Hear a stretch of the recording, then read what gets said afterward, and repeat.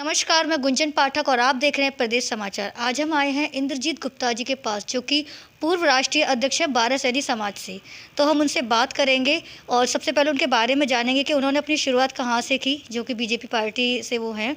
तो कहाँ से उन्होंने शुरुआत की और आज जिस भी लेवल पर वो हैं, जिस भी पद पर हैं, तो उस पर रहते हुए क्या कार्य करा रहे हैं वो अपने समाज के लिए। बाकी विधानसभा चुनाव की हम बात करेंगे तो विधानसभा चुनाव में उनकी कैसी तैयारियाँ चल रही हैं और आगे क्या क्या मुद्दे रहने वाले हैं चुनावों को लेकर, और वो किस तरह से सपोर्ट कर रहे हैं पार्टी को। तो चलिए उनसे जानते हैं। सर, बहुत बहुत स्वागत है आपका हमारे चैनल में। सबसे पहले आप ये बताएं कि आपने जो अपनी शुरुआत की तो वो कहाँ से की और किस तरह से आप। मैंने वार्षिनी कॉलेज से, आगरा यूनिवर्सिटी से एमकॉम LLB की थी, अलीगढ़ मुस्लिम यूनिवर्सिटी से डिप्लोमा लेवल वो किया। उसके बाद में मैं बिरला कंपनी में परिचय अफसर रहा, वहाँ से रिजाइन करके मैंने अपना व्यापार किया। यहाँ पे मेरे मैरिज होम वगैरह हैं। मैं वार्षिनी समाज का पूर्व राष्ट्रीय अध्यक्ष रहा हूँ। मैंने अपने कार्यकाल में काफ़ी कुछ राजनीतिक चेतना यात्रा निकाली और बीजेपी में लिखत पढ़त भी करी, जिससे कि हमको बीजेपी भारतीय जनता पार्टी ने 3 विधायक दिए थे। 3 विधायक में हमारे 2 विधायक जीते थे, 1 विधायक हमारे हार गए थे और 1 मंत्री भी बने। ये हमें बीजेपी की बहुत बड़ी सौगात है। अच्छा, हमारे यहाँ हमारा समाज पूरी तरीके से बीजेपी से लगा हुआ है। इसी कारण से हमारे 2 बार आशुतोष जी मेयर भी बने, सावित्री वार्षिनी भी मेयर बनी, नम्मान जी भी विधायक रहे, संजीव राजा भी विधायक रहे। हम पूरी तरीके से बीजेपी के साथ बहुत लंबे समय से हैं।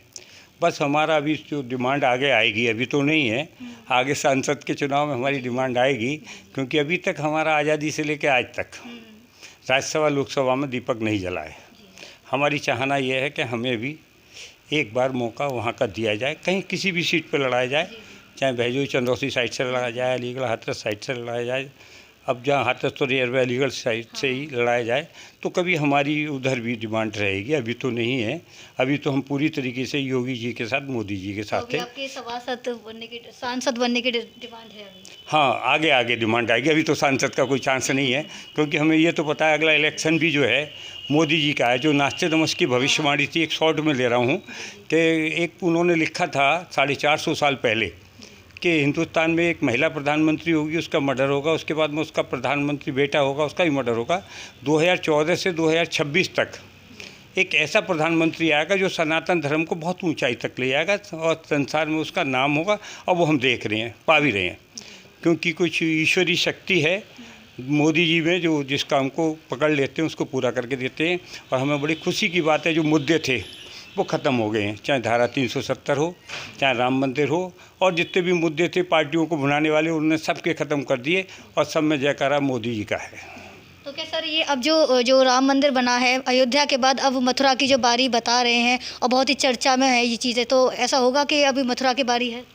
देखिए, उस समय जिस समय असलियत में है क्या, हमारे समाज में, हिंदू समाज में बहुत आपस में कटुता रहती है और इस समाज को जो बांटा गया है ब्रादरीवाद, वंशवाद पर बांट दिया गया है। तो उस बंटने के कारण हमारे यहाँ कितने मुसलमान मुग़ल आए थे। मुग़ल बहुत थोड़े आए थे, उन्होंने आके एक छोटी कॉन्स्टिट्यूंसी को कवर किया, उसको साथ मिलाया, फिर दूसरे को कवर किया, फिर उसको साथ मिलाया।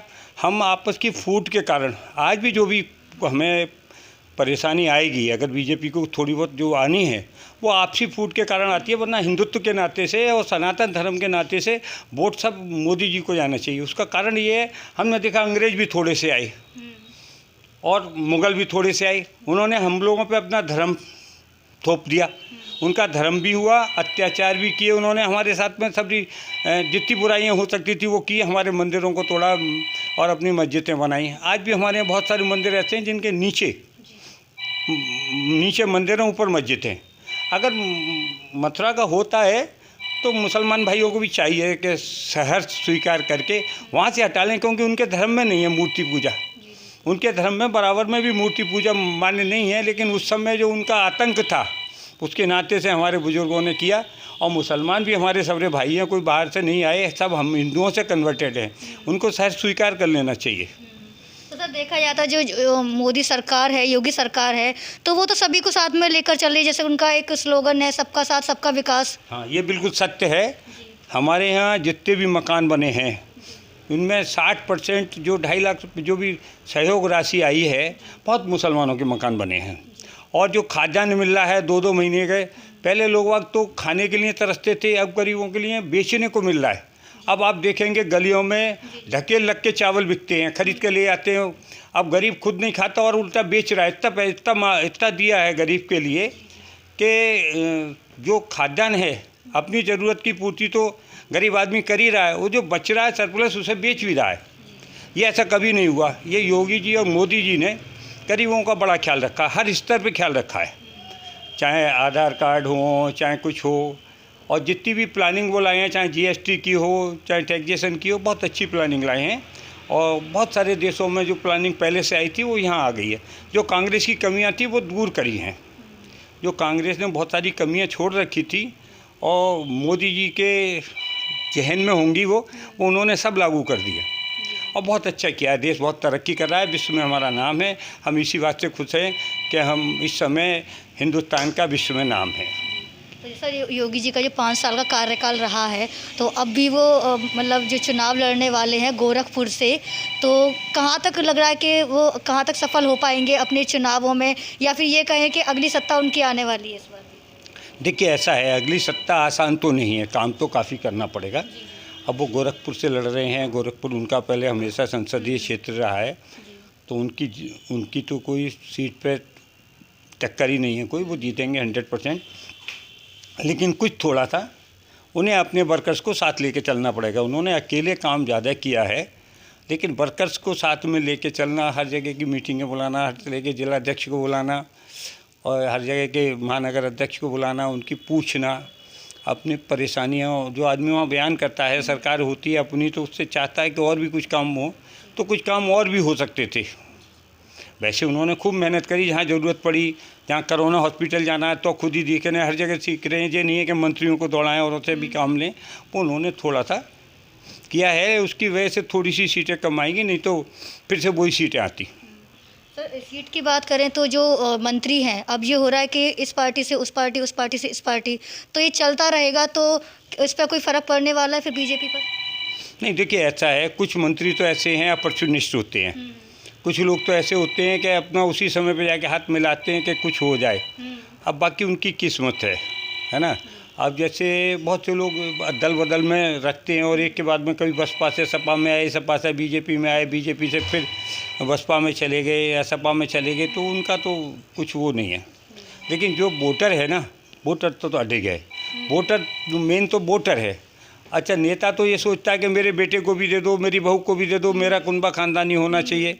ये थोड़ा सा गलत है। उसकी वजह से पार्टी छोड़ के जाते हैं। अगर उन्होंने 3 टिकट मांगी, उनको 3 टिकट नहीं मिली। बीजेपी के यहाँ है कि एक परिवार में 1 टिकट मिले। अब वो मांगे 3 टिकट दे दो, तो वो तो छोड़ के जाएंगे ही।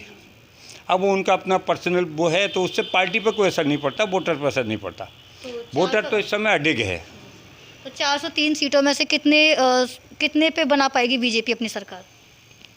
देखिए, कुछ संघर्ष तो है इस समय, क्योंकि जिस तरीके से और भी पार्टियां लामबंद हैं, लेकिन मैं समझता हूँ 300 के आसपास आएंगी। 300 के आसपास जी। इस बार जो सर मुद्दे रहने वाले हैं वो कौन से हैं? विकास को लेकर, महंगाई को लेकर, बेरोजगारी को लेकर, या महिला सुरक्षा को लेकर? कौन कौन से इस पर मुद्दे रहने वाले जिस पर वोटिंग होगी? महिला सुरक्षा का तो कोई मुद्दा रहा ही नहीं। महिला सुरक्षा और गुंडागर्दी तो योगी जी ने पूरी तरीके से समाप्त कर दी और वो रहेगी। अगर योगी जी जैसे आने हैं तो वो तो समाप्त रहेगी। रही बात महंगाई के लिए किसानों के रेट बहुत बढ़ा दिए गए हैं खाद्यान्न के। थोड़ी बहुत महंगाई तो उसका असर आता है। और नेका थोड़ा पेट्रोल डीजल इंपोर्ट करने में भी थोड़ा सा ट्रांसपोर्टेशन के रेट बढ़ जाते हैं, उससे बाकी सब चीज़ों पे लोग अपने रेट बढ़ा लेते हैं। तो थोड़ी सी महंगाई है, लेकिन कंट्रोल हो जाएगी, कोई ऐसी प्रॉब्लम नहीं है। वो तो विश्वव्यापी है महंगाई, तो हर एक चीज़ पे जो इंटरनेशनल लेवल पर पेट्रोल आप देखें तो हर देश में तेज़ है, हमारे में नहीं है। अच्छा, इससे फिर आपका समाज कैसे चलेगा? अब जब तक धनाढ़ों से टैक्स नहीं लिया जाएगा, गरीबों को दिया नहीं जाएगा, तो कैसे चलेगा? अब पेट्रोल तो धनाढ़ बड़ा आदमी इस्तेमाल करता है, छोटा आदमी तो नहीं करता, तो उसको तो उसकी जेब से लिया जाता है और छोटे वाले को दिया जाता है। वो तो सीधा सा हुआ है।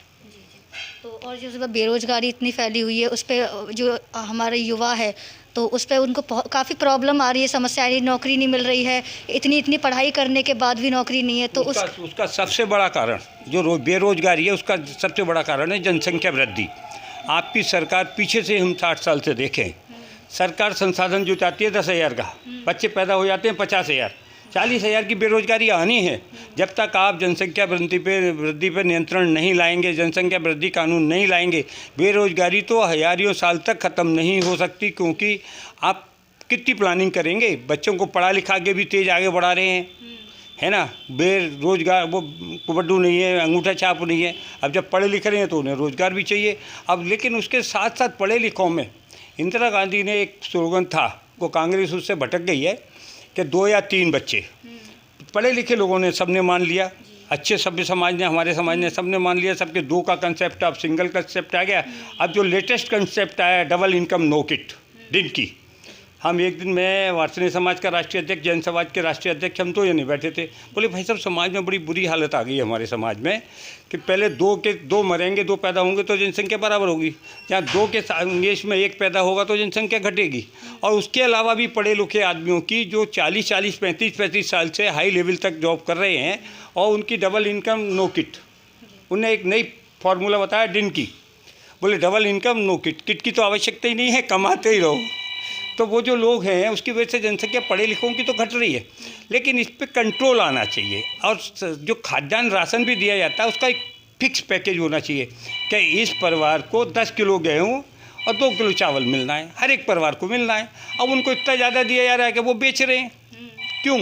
उनको इतनी आवश्यकता के हिसाब से फिक्सेशन हो तो अपने आप जनसंख्या वृद्धि रुकेगी। क्योंकि बात बेरोजगारी की नहीं है, बेरोजगारी का मेन कारण बीमारी कहाँ से उग रही है आप उसे देखें। बीमारी उग रही है जनसंख्या वृद्धि से। जनसंख्या वृद्धि पे कंट्रोल कर लो तो बेरोजगारी अपने आप रुक जाएगी। जब आप एक काम करो, आपके मेरे एक मित्र हैं, वो बता रहे थे कि वो एक उनके मिलने वाले की फैक्ट्री है, उसकी 4 बीवी हैं, 36 बच्चे, तो 38 आदमियों का 39 आदमियों का स्टाफ सुबह से ही लग जाता, पूरे सड़कों हैंडल वगैरह सब बना लेता, उसे बाहर की लेबर की ज़रूरत नहीं है। अब इतने बच्चे होंगे तो कहाँ से उनको रोज़गार मिलेगा, कहाँ से कुछ होगा? तो उन पर कंट्रोल तो बहुत ज़रूरी है ना। जब तक जनसंख्या वृद्धि पर कंट्रोल नहीं करोगे, कोई भी सरकार आ जाए, किसी के हाथ में जादू की छड़ी नहीं है कि सबको रोज़गार मिल जाए। उसके लिए हमको ही जागरूक होना पड़ेगा। अब पढ़े लिखे लोग जागरूक हो रहे हैं, चाहे लोग कम पढ़, मैं कहूँ कि मुझे नहीं कहना चाहिए, अनपढ़ गंवार जो भी हैं, उन लोगों की जनसंख्या वृद्धि बहुत हो रही है। उस पर कंट्रोल लगाए सरकार, उनको समझाए, उनके समाज वाले, उनके परिवार वाले। मेरे समाज में आज लड़कों की संख्या ज़्यादा है, 30-30, 32-32 साल के बच्चों की शादियां नहीं हो पा रही हैं, क्योंकि वो जो दान वाला, उसका दहेज वाला दान अपने जो है बहुत कुछ कन्या भ्रूण हत्या करा दी, तो उसकी वजह से बहुत ज़्यादा हर समाज में वो विसंगति फैल चुकी है। तो लेकिन उसके लिए आदमी कुछ थोड़ी से समाज के लेवल पे हम समाज वालों को भी काम करना पड़ेगा। वो हमारी भी जिम्मेदारियां हैं, हमें अपनी जिम्मेदारियां लेनी चाहिए। तो सर अभी क्या लग रहा है कि आपको मतलब जो प्रत्याशी उतारे हैं बीजेपी ने, है ना, तो जो प्रत्याशी हैं उनको लेकर, जो उनके काम है उनको लेकर, या जहाँ पे पहले वो विधायकी कर चुके हैं जिस भी क्षेत्र में, तो उनको लेकर तो जो क्या काम उनके देखे जाएंगे, और अगर सत्ता में आती है तो आगे उनकी क्या क्या रिस्पॉन्सिबिलिटी रहेंगी, और आगे जो बीजेपी है वो क्या काम करेगी आगे की योजना में? देखिए, अब जो लोग पहले रह चुके हैं उनको पता है क्षेत्र की क्या आवश्यकता है, कहाँ कहाँ कैसे काम है। सर ऐसा भी हो रहा है कि जो पुराने लोग हैं उनमें कम, और जो नए लोग हैं उन्हें ज़्यादा लाया जा रहा है। हाँ, वो बात सही है कि जो पुराने लोगों को नहीं, थोड़ा चेंज किया जा रहा है, ज़्यादा नहीं चेंज किया जा रहा है। हाँ, 80% तो पुराने ही आ रहे हैं, 20% में चेंज आ रहा है, ज़्यादा चेंज नहीं आ रहा, 20-25% में चेंज आएगा। लेकिन उनके साथ में वर्कर कार्यकर्ता के पास सबरा काम होता है ना। अकेला आदमी तो भाड़ भून नहीं सकता। तुम ये समझो, अकेला चना भाड़ भूनते नहीं होता, इसलिए तो उसकी टीम वर्क होता है। हर विधायक के साथ में उसका टीम वर्क होता है, और टीम जब साथ होगी तो सभी चीज़ें, और क्षेत्र से एक क्षेत्र से एक कोने से सभी सूचना आती है। जैसे मैं अपने समाज के अलीगढ़ में बैठा हुआ हूँ, मेरे समाज की कोई पहजू में परेशानी आती है, चंदौसी में आती है, संभल में आती है, सराय तरीन में आती है, कहीं आती है। अभी मैं सराय तरीन गया एक बार, एक क्षेत्र में वहाँ 2-3 दुकानों में आग लगी, मैं वहाँ गया, वो लोग बड़े खुद से बोले बाबूजी आप आए तो आपने ऐसे समय पे हमारे यहाँ आए थे, अब आपको उम्मीद है। तो उस समय जब क्षेत्र में आदमी जाता है, विधायक की जिम्मेदारी सबसे पहली ये है कि अपने परिवार की तरह से पूरी अपनी कॉन्स्टिट्यूंसी को अपना समझे। किसी के यहाँ कोई गमी है, किसी के यहाँ अच्छाई है, किसी के यहाँ आना है जाना है, हाजिरी दे, और उनकी समस्याओं को सुन के आगे जाके इम्प्लीमेंट कराए, और अधिकारियों से इम्प्लीमेंट कराए। ये जिम्मेदारी सबसे बड़ी विधायक की होती है। और जो बुजुर्ग 2-4 कम होंगे, नए आएंगे, वो तो आना जाना ज़रूरी है, ये तो संसार का नियम है। तो इस बार पूरे तरह से आप कंफर्म है कि इस बार बीजेपी आने वाली है सत्ता में? हाँ, इसमें कोई दो राय नहीं। देखो, इनका काम बोल रहा है।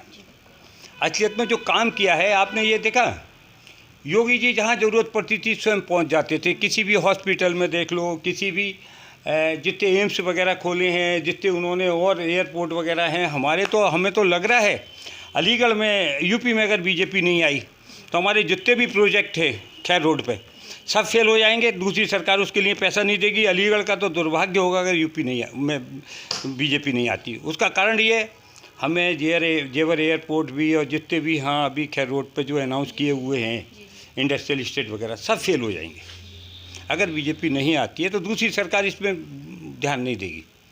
1% अगर दूसरी सरकार आती है तो क्यों बनाएगी, क्यों इनके प्रोजेक्ट को क्यों पूरा करेगी? तो ये अलीगढ़ का बहुत बड़ा दुर्भाग्य रहेगा कि अगर अलीगढ़ मतलब यूपी में बहुत सी जगह ये बहुत सारे डिफेंस कॉरिडोर है, इतना पहले हम हर चीज़ इंपोर्ट कर रहे थे। बीजेपी ने हर चीज़ अपने बनाने की कोशिश शुरू कर दी है। जहाज़ के पार्ट्स हैं, बहुत सारे पार्ट्स अपने अलीगढ़ में बन के जाते हैं, आपको पता ही नहीं है। ऐसी ऐसी चीज़ें अलीगढ़ से बन के जा रही हैं इन कंपनियों में कि आपको पता ही नहीं है कि हम कहाँ कहाँ सहयोग कर रहे हैं। पनडुब्बी बनाने में सहयोग कर रहे हैं, जहाज़ बनवाने में भी कर रहे हैं, किस चीज़ में नहीं सहयोग कर रहे हैं। तो अलीगढ़ के तो बहुत ज़्यादा सहयोग है। और ये अगर सरकार 1%, मैं मानता तो नहीं हूँ कोई दूसरी सरकार आएगी, अगर 1% आती है तो ये हमारा उत्तर प्रदेश का दुर्भाग्य होगा कि फिर से भ्रष्टाचार, फिर से लूट मार डकैती है, फिर से ये जो है नए प्रोजेक्टों का नहीं आना, देश का विकास नहीं, प्रदेश का विकास नहीं होना, वो चीज़ें आ जाएंगी। जो इस समय हमें मिला है वो हमारे हाथ से निकल जाएगा। सर बहुत बहुत शुक्रिया हमसे जुड़ने के लिए, हमसे बात करने के लिए। तो जैसा कि आपने देखा, हमारे साथ इंद्रजीत गुप्ता जी मौजूद थे, जो कि पूर्व राष्ट्रीय अध्यक्ष रह चुके हैं बारह सैनी समाज से। तो उन्होंने हमारे सवाल का जवाब बहुत अच्छे से दिया। साथ ही विधानसभा चुनाव को लेकर जो भी हमने उनसे जानकारी ली है और आगे क्या क्या योजनाएं रहने वाली है, चुनाव कैसे होंगे, किन मुद्दों पर होने वाले हैं, तो सभी की जो उन्होंने हमें जानकारी दी है काफ़ी, और हर सवाल का जवाब बहुत अच्छे से दिया है। मैं कैमरामैन सुमित कुमार शर्मा के साथ गुंजन पाठक, अलीगढ़। ऐसे ही वीडियोस देखने के लिए सब्सक्राइब करें प्रदेश समाचार नेटवर्क और लेटेस्ट वीडियोस के नोटिफिकेशन के लिए बेल आइकन दबाना ना भूलें।